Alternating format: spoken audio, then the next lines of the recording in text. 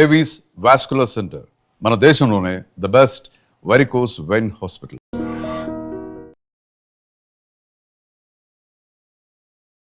నమస్తే, నేను Kavitha. Welcome to I Dream News and నిజాలు. ప్రపంచమంతా ఆసక్తిగా ఎదురు చూస్తున్నటువంటి మదర్ ఆఫ్ ఆల్ డీల్స్ వాణిజ్య ఒప్పందం భారతదేశం యూరోపియన్ యూనియన్ మధ్య కుదిరింది. దీనికి సంబంధించి ఫ్రీ ట్రేడ్ అగ్రిమెంట్ మీద సంతకాలు కూడా యూరోపియన్ యూనియన్ అండ్ భారతదేశం చేశాయి. ప్రపంచంలో ఉన్నటువంటి మొత్తం జీడిపిలో 25% భారతదేశం అండ్ ఈయూనే కలిగి ఉన్నాయి. ఈ నేపథ్యంలోనే అమెరికా దీన్ని ఎలా చూడబోతోంది? ఫ్రీ ట్రేడ్ అగ్రిమెంట్ అనేది భారతదేశానికి యూరోపియన్ యూనియన్కి జరుగుతున్నటువంటి తరుణంలో ఉండబోయేటువంటి బెనిఫిట్స్ ఏంటి? మనతో పాటుగా ఉన్నారు సీనియర్ జర్నలిస్ట్ సురేష్ కొచ్చాతిల్ గారు. సార్ నమస్తే. నమస్కారం. సో కొన్ని ఏళ్ల నుంచి దీనికి సంబంధించి బోల్డ్ అంత డిస్కషన్ అయితే జరుగుతోంది. బట్ ఫైనల్గా ఈరోజు కొద్దిసేపటి క్రితమే ఒక అగ్రిమెంట్ జరుపుకున్నారు. ఆ తర్వాత డాక్యుమెంట్స్ కూడా ఎక్స్చేంజ్ చేసుకున్నారు. చాలా ఆసక్తిగా వాళ్ళు చేసినటువంటి యూరోపియన్ యూనియన్కి చెందినటువంటి ప్రతినిధులు చేసినటువంటి ప్రసంగం కావచ్చు, మాకు అత్యంత నమ్మకమైనటువంటి మిత్రుడిగా నరేంద్ర మోదీని అభివర్ణించడం కావచ్చు, ఎందుకంత కాన్ఫిడెన్స్ భారతదేశం మీద ఉంది వాళ్ళకి? ఇదంతా మొదలైంది మనకు తెలిసింది. ఇది 20 సంవత్సరాల నుంచి ఈ పర్టికులర్ డీల్ నెగోసియేషన్స్ నడుస్తుంది. కానీ 2025లోనే దీని యాక్చువల్ సీరియస్నెస్ మొదలైంది. అప్పుడు దాకా మాట్లాడుతున్నారు అంతే. 2025 నుంచి ట్రంప్ ఎప్పటి నుంచో టారిఫ్ అనౌన్స్ చేశారో అప్పటి నుంచి ఇప్పుడు దాకా పీయూష్ గోయల్ గారు one of the key persons behind this deal 10 సార్లు యూరోపియన్ కమిషనర్స్ని కలిసి డిస్కస్ చేశారు. 10 సార్లు 10 మీటింగ్స్. యూరోపియన్ యూనియన్ కూడా చాలామంది వాళ్ళ డెలిగేషన్స్ని వాళ్ళ ఫుల్ సెక్రటేరియట్ని కూడా ఇక్కడ తీసుకొచ్చారు పోయిన సంవత్సరం. అది ఉర్సులా వాన్ డెర్ లెయన్ ఇవాళ మీడియా ప్రెస్ కాన్ఫరెన్స్లో చెప్పారు, దాని గురించి మాట్లాడారు. ఈ డీల్ ఎందుకు ఇంపార్టెంట్ అంటే చాలామంది అంటారు ఇది ట్రంప్ చేపించారా లేకుంటే యూరోపియన్ చేశారా అని. మనం అర్థం చేసుకోవాలి. ఇంగ్లీష్లో అంటారు ఇప్పుడు there are no permanent friends and no permanent enemies. లేరు. ఎవరైనా ఎప్పుడైనా ఫ్రెండ్స్ కావచ్చు, ఎప్పుడైనా ఎనిమీస్ కావచ్చు.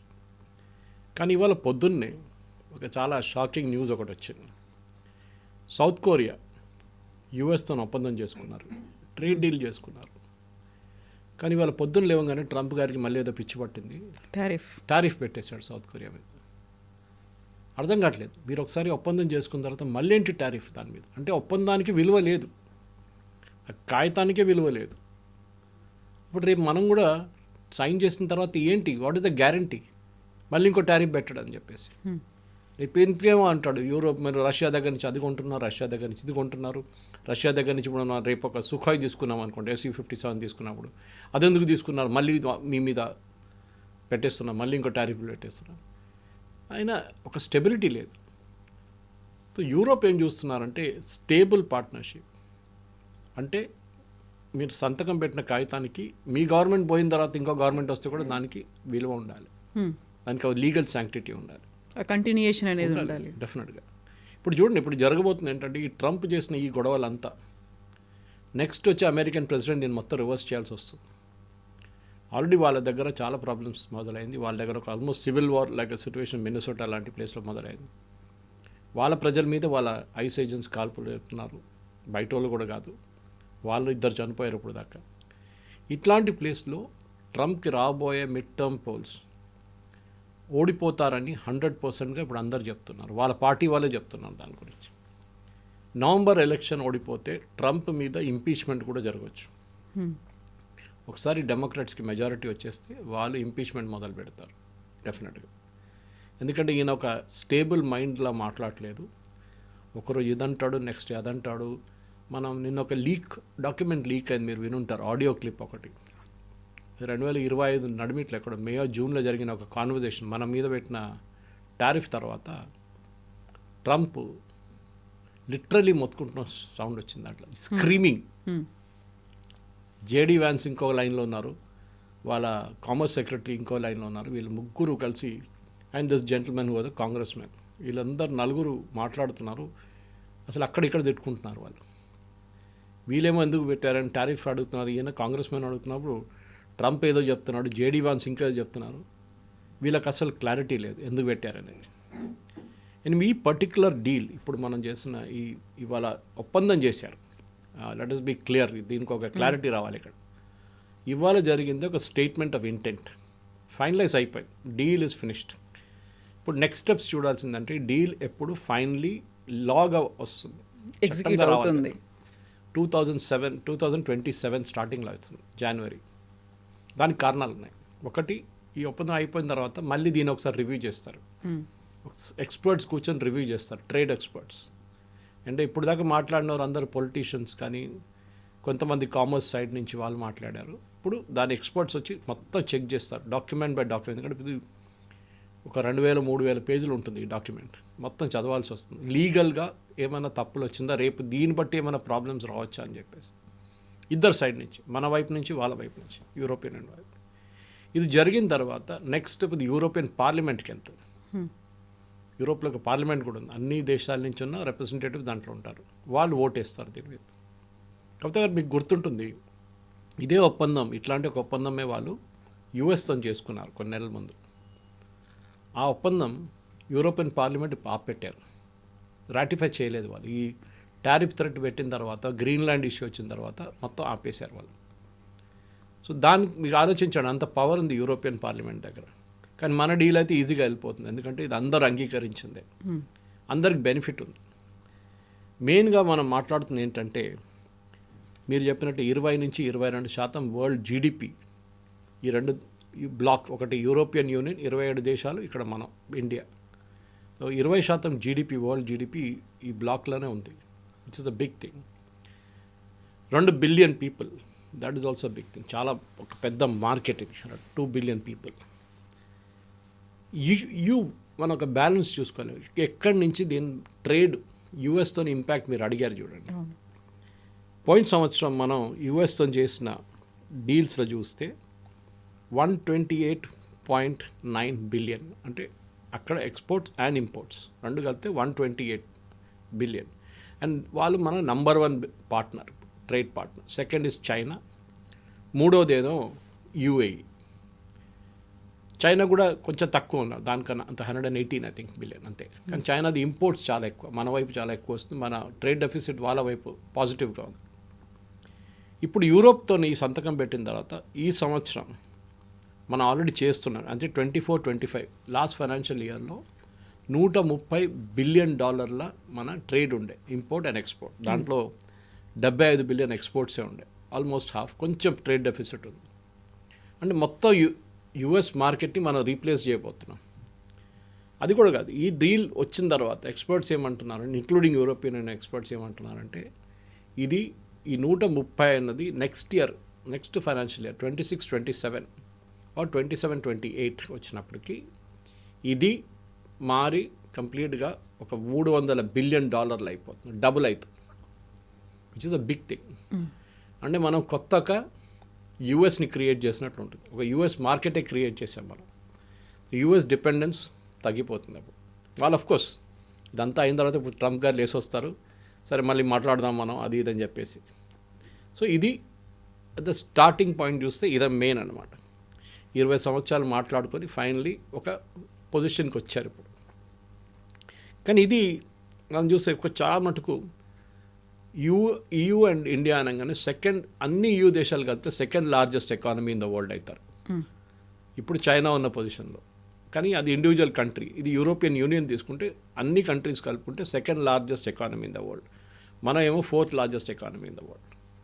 సో దగ్గరే ఉన్నాం అనమాట. ఇద్దరు కలిస్తే we can create a huge difference అని ఈవెన్ ఉర్సులా అండ్ ప్రధానమంత్రి మోదీ గారు కూడా ఇవాళ ప్రెస్ కాన్ఫరెన్స్లో మాట్లాడి చెప్పారు. ఎందుకంటే ఈ ఇంపాక్ట్ ఎట్లా తెలుసుకోవాలంటే కవిత గారు, 6,000 కంపెనీలు, యూరోపియన్ యూనియన్లో ఉన్న 6,000 కంపెనీలు భారతదేశంలో వాళ్ళ కంపెనీస్ ఉన్నాయి. 6,000 27 దేశాల నుంచి. చిన్న అమౌంట్ కాదు. ఇప్పుడు డీల్ వచ్చింది అనుకోండి, రేపు 6,000 మినిమం ఒక 15,000 కంపెనీలుగా మారిపోతుంది. ఎందుకంటే చాలా మటుకు ట్యాక్స్ ఇన్సెంటివ్స్ వస్తుంది, లేబర్ లా రిఫార్మ్స్ వస్తుంది, స్కిల్డ్ ఎంప్లాయ్మెంట్ పాసిబిలిటీ వస్తుంది. మనం ఇటువైపు అనుకుంటే అటువైపు చూడండి, మన దగ్గర ఉన్న క్లోజ్ టు 4 లక్షల మంది, 3,90,000 మంది యాక్చువల్లీ యూరోప్లో వాళ్ళు అక్కడ ఉంటున్నారు, పనిచేస్తున్నారు. కొంతమంది సిటిజన్స్ కూడా అయిపోయారు. అది వాళ్ళని కౌంట్ చేయట్లేదు. Right now 3,90,000. ఈ నంబర్ ఎందుకంటే దీంట్లో 3-4 ఆస్పెక్ట్స్ ఉన్నాయి. మనం ట్రేడ్ అని మాట్లాడుతున్నాం. ట్రేడ్ ఒకటే కాదు, దీంట్లో ట్రేడ్ ఉంది, సెక్యూరిటీ ఉంది, టాలెంట్ మ్యాన్ పవర్ గురించి, మొబిలిటీ గురించి మాట్లాడుతున్నారు. అది కాకుండా చిన్న చిన్న మిగతా ఎలిమెంట్స్ కూడా ఉందన్నమాట దీంట్లో. So trade is only one part of it. కానీ ది సెక్యూరిటీ ఇంప్లికేషన్స్ ఉంది. మనకి ఇప్పుడు అందరు అడగొచ్చు, మోదీ గారు ఈ సంతకం పెడితే ఏమొస్తుంది మాకు అనేది. మన ఇజ్రాయెల్కి మీకు గుర్తుంటుంది, గాజా వార్ మొదలైనప్పుడే ఇజ్రాయెల్లో చాలా డ్యామేజ్ జరిగింది. వాళ్ళు మళ్ళీ సివిల్ కన్స్ట్రక్షన్ మొదలు పెడితే వాళ్ళ దగ్గర మనుషులు లేదని మన దగ్గరని తీసుకెళ్లారు చాలామంది. ఈవెన్ అక్కడ ఉన్న ఇజ్రాయెల్లో ఉన్న నర్సింగ్ మొత్తం కేరళ నుంచి వెళ్ళిన చాలామంది నర్సులు ఉన్నారు అక్కడ. నర్సెస్ వాళ్ళు ఎల్డర్లీ కేర్ చూసుకుంటారు వాళ్ళు అక్కడ. అట్లని ఇప్పుడు సెమీ స్కిల్డ్ అండ్ స్కిల్డ్ వర్కర్స్కి వాళ్ళు ఒక కంప్లీట్ లీగల్ ప్రొటెక్షన్ ఇస్తున్నారు అంటున్నారు. And Ursula one made it very very clear. Student, researchers and skilled and unskilled workers, ఈ 4 కేటగిరీలో డెఫినెట్గా యూరోప్కి వెళ్ళొచ్చు. కానీ నాది ఒకటే రిక్వెస్ట్, దాన్ని ఒక యూఎస్గా తయారు చేయకండి. మళ్ళీ H1B స్కామ్లు అది ఇది చేస్తే మళ్ళీ మనకే ప్రాబ్లం రావద్దు. But it is a legal requirement. So చాలా స్ట్రిక్ట్ వెట్టింగ్ ఉంటుంది, చాలా స్ట్రిక్ట్ చెకింగ్ ఉంటుంది అన్నమాట. ఇంకోటి ఏంటంటే లీగల్ గేట్వే ఆఫీస్ సెటప్ చేస్తున్నారు యూరోపియన్. దాని మీనింగ్ అంటే చెప్పాలంటే మొత్తం ఫైన్ ప్రింట్ ఇంకా రాలేదు. But the way I understand, legal requirement అంటే లీగల్ గేట్వే ఆఫీస్ ఉన్నప్పుడు ఇండియన్ ప్రొఫెషనల్స్కి యూరోప్కి మూవ్ కావాలంటే ఒక లీగల్ ప్రొటెక్షన్ ఇస్తారు వీళ్ళు. ఇది చాలా ఇంపార్టెంట్ అన్నమాట. సో బహుశా రేపు పొద్దున్న దాకా మనం ఇప్పుడు రికార్డ్ చేస్తున్నాం ఇవాళ, కానీ బై టుమారో మార్నింగ్ దీని ఫైనల్ డీటెయిల్స్ కూడా బయటికి రావచ్చు. డీటెయిల్ ఎందుకంటే ఒక బ్రీఫింగ్ ఉంది ఇప్పుడు గంట సేపు తర్వాత. పీయూష్ గోయల్ గారు, external affairs ministry and commerce secretary, వీళ్ళు ముగ్గురు ఒక ప్రెస్ కాన్ఫరెన్స్ అడ్రస్ చేస్తారు. దాని తర్వాత బహుశా డాక్యుమెంట్స్ రిలీజ్ చేయవచ్చు, అట్లీస్ట్ ఎక్స్ట్రాక్ట్ రిలీజ్ చేస్తారు, అన్ని మొత్తం రిలీజ్ చేయకుండా. ఈ మ్యాన్ పవరే నాకు చాలా మటుకు ఎక్సైటింగ్ అనిపిస్తుంది. ఎందుకంటే మనకి అందరు అన్నారు యూఎస్ డ్రీమ్ అయిపోయింది, యూఎస్ డ్రీమ్ ఫినిష్ అయింది, విచ్ ఇస్ కరెక్ట్. యూఎస్కి అక్కర్లేదు అంటున్నారు. సరే, మనం we will take the innovation somewhere, ఇంకో చోటుకి తీసుకెళ్దాం. యూఎస్లో ఉన్న చాలా మటుకు టెక్నాలజీ కంపెనీలు ఇన్నోవేషన్ తీసుకొచ్చింది ఇండియన్సే కదా. వినోద్ ధామ్ కదా ఇంటెల్ చిప్ ముందు తయారు చేసింది ఆయనే కదా. He was the inventor behind Intel chip. అక్కడి నుంచి చాలా కంపెనీస్ ఉన్నారు అట్లాంటివి, వేరే ఇండియన్స్ మేడం మనం అది యూరోప్ తీసుకెళ్దాం, రేపు అక్కడికి తీసుకెళ్ళి అక్కడ మనం జాయింట్ వెంచర్స్ పెట్టుకుందాం. ఇది జరుగుతుంది. సో అది ఒక మ్యాన్ పవరే నాకు I think one of the main. ఎందుకంటే ట్రేడ్ అయితే నడుస్తూనే ఉంటుంది, ట్రేడ్కి దర్ ఇస్ నో ఇష్యూ. మన వాళ్ళు బార్గెన్ చేసుకుంటారు, ట్రేడ్ డీల్స్ చేసుకుంటారు, సంతకం పెట్టుకుంటారు, కాంట్రాక్ట్ చేసుకుంటారు, ఎల్సీ ఓపెన్ చేస్తారు, అన్నీ చేస్తారు. కానీ మ్యాన్ పవర్ని shifting from US to Europe చాలా పెద్దగా మార్పు రాబోతుంది. దీంట్లో స్టూడెంట్స్ గురించి ఎక్కువ డీటెయిల్స్ చెప్పలేదు, కానీ ఉంది స్టూడెంట్స్ గురించి కూడా. స్టూడెంట్ మూవ్మెంట్ కూడా ఉండిపోతుంది. అది జర్మనీ కానీ ఫ్రాన్స్ కానీ మిగతా చోట్ల కూడా. నేను చెప్పాను చూడండి, ఆల్రెడీ 3,90,000 పీపుల్ EU నేషన్స్లో ఉన్నారని. అది బహుశా ఇంకా 7-8 లక్షలు కావచ్చు స్టూడెంట్స్ కూడా వెళ్ళడం మొదలు పెడితే. కానీ ఒక మైండ్ బ్లాక్ ఉంది మన స్టూడెంట్స్కి, యూఎస్ వెళ్ళడం సెపరేట్, యూరోప్ వెళ్ళడం. కానీ Europe has got some of the best universities in the world, దాంట్లో డౌట్ లేదు. ఇంకోటి ఏంటంటే మనం చాలా మటుకు మనం చూడాల్సింది మన స్టీల్ అండ్ అల్యూమినియం, దీని మీద ఇప్పుడు కూడా చాలా మటుకు టారిఫ్ ఉంది. దానికి కారణాలు ఉన్నాయి. మనం తయారు చేస్తున్న స్టీల్ అండ్ అల్యూమినియంకి భారతదేశంలో ఉన్న ఎఫ్లూయెంట్ ప్రాబ్లం చాలా ఉంది మన వైపు నుంచి, carbon problem. So carbon tax అని చెప్పి, ఎగ్జాక్ట్ వర్డ్ కార్బన్ ట్యాక్స్ అని కాదు, but it's more or less same. Europe దీని మీద విధిస్తారు. అది ట్రేడ్ డీల్లో రాదు, అది ట్రేడ్ డీల్ బయట ఉంటుంది అది. సో దాన్ని మనం చేంజ్ చేయాల్సి వస్తుంది. దానికోసం మనం పొల్యూషన్ నార్మ్స్ కానీ మన దగ్గర ఉన్న పొల్యూషన్ నార్మ్స్ని ఒక గ్రీన్ లెవెల్కి తీసుకొచ్చి కట్ చేస్తే బాగుంటుంది. కానీ అన్నిటికంటే ఇంపార్టెంట్ అంటే ట్రేడ్ డీల్స్ చేస్తున్నప్పుడు కూడా మనం అర్థం చేసుకోవాలి, దీంట్లో బయట మిగిలిపోయి ఉంది. What are the things out of this deal? 3-4 main sectors ఉంది. ఒకటి అగ్రికల్చర్. మన అగ్రికల్చర్ ఎప్పుడు మన 60% మంది మన దేశంలో అగ్రికల్చర్ సెక్టర్లో ఉన్నారని మనం ఎప్పుడు చెప్పుకుంటూ వస్తాం. వాళ్ళని ఎప్పుడు హాని కట్టకూడదు, వాళ్ళ సెక్టర్ని ఎప్పుడు ముట్టకూడదు. మనం అలో చేసామనుకోండి, రేపు హైపోథెటికలీ ఒక డీల్ చేసి ఉంటే, ఇప్పుడు చేయలేదు మనం, యూరోప్ నుంచి ఉన్న రైస్ ఎక్స్పోర్ట్స్ కానీ, రైస్ ఎక్కువ లేదు వాళ్ళు కానీ, మెయిజ్ ఎక్స్పోర్ట్స్ కానీ, మిగతా ఎక్స్పోర్ట్స్ కానీ మన వైపు వచ్చి పడుతుంది. చాలా చీప్ రేట్లో వస్తుంది. వాళ్ళ టెక్నాలజీ ఎక్కువ, వాళ్ళ ప్రొడక్షన్ కాస్ట్ తక్కువ. అది మన ఫార్మర్స్ ఇంపాక్ట్ అవుతుంది. దానికోసం మనం యూఎస్తో కూడా మాట్లాడలేదు రైస్ అగ్రికల్చర్ గురించి. సో దాన్ని పక్కన పెడదాం ఇప్పటికి. కానీ కొన్ని ప్రోడక్ట్స్ ఉండొచ్చు విచ్ వీ కెన్ టేక్, ఎందుకంటే మనగా ప్రొడ్యూస్ చేయని ప్రోడక్ట్స్ మనం అక్కడి నుంచి తెప్పించుకోవచ్చు. ఓకే, చాలా లార్జ్ స్కేల్లో తెప్పించుకోవాలంటే మన దగ్గర ఇప్పుడు కూడా పల్సెస్కి, పప్పులకి ఇప్పుడు కూడా షార్టేజ్ ఉంది. మనకు ఒక పల్స్ ప్రాజెక్ట్ మొదలు పెట్టాం మోదీ గవర్నమెంట్ 3-4 సంవత్సరాల ముందు, కానీ దాని ఇంపాక్ట్ ఇంకా 5 సంవత్సరాలు పడుతుంది, దాని ఫైనల్ ఇంపాక్ట్ రావాలంటే.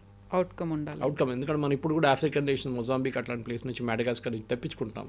వీఆర్ బయింగ్, ఈవెన్ మనం యుక్రెయిన్ దీన్ని తెప్పించుకుంటుండే పల్సెస్. సరే, ఇప్పుడు అది వీ కెన్ ట్యాకిల్ ఇట్. రెండోది which is very exciting sector is automobiles. ఇప్పుడు జరిగింది ఏంటంటే ఈ ఒప్పందంలో 110% మనం ఇప్పుడు ఒక హై ఎండ్ కార్కి ఛార్జ్ చేస్తున్నాం, 110%. దాన్ని తగ్గించి 40% తీసుకొద్దామని ఒక ఒప్పందంలో వస్తుందని చెప్తారు. అది ఇవాళ ఈవినింగ్ దాకా మనకు దాని డీటెయిల్స్ వచ్చేస్తుంది. ఆల్మోస్ట్ కొన్ని కార్లు అయితే 10% వరకే వచ్చేస్తుంది. కానీ ఒక ప్రాబ్లం ఉంది, ఈవెన్ యూరోపియన్ కార్ మ్యానుఫ్యాక్చర్స్కి తెలుసు. బిఎండబ్ల్యూలో ఇండియాలో ప్రొడక్షన్ ఫెసిలిటీ ఉంది, ఆడీది ఉంది, మర్సిడీస్ బెంజ్ ఉంది. వాళ్ళు బస్సులు తయారు చేస్తారు, ట్రక్స్ తయారు చేస్తారు, కార్లు తయారు చేస్తారు, వాళ్ళు అందరు ఇక్కడ ఉన్నారు. సో మళ్ళీ మీరు ఏం తీసుకొస్తారు అక్కడి నుంచి? That is the question. So European car మ్యానుఫ్యాక్చర్కి ప్రాబ్లం ఏంటంటే మన దగ్గర మ్యాక్సిమం సేల్స్ జరిగేది ఈ 6 లక్షల నుంచి 15 లక్షల లోపల ఉన్న కార్స్ మ్యాక్సిమం సేల్ అవుతుంది. దాని తర్వాత పైన హై రేంజ్లో కొనేటోళ్ళు ఉన్నారు, ఎస్యూవీస్గా అలాంటి పెద్ద పెద్ద వెహికల్స్ ఉన్నాయి, దాన్ని కొంటారు. కానీ 16 lakh ప్లస్ ఉండేవి. సో గవర్నమెంట్ ఆఫ్ ఇండియా ఏం చేశారంటే ఈ ఒప్పందంలో యూరోపియన్ యూనియన్తో 15 lakhs అండ్ బిలో కార్స్కి పర్మిషన్ లేదు.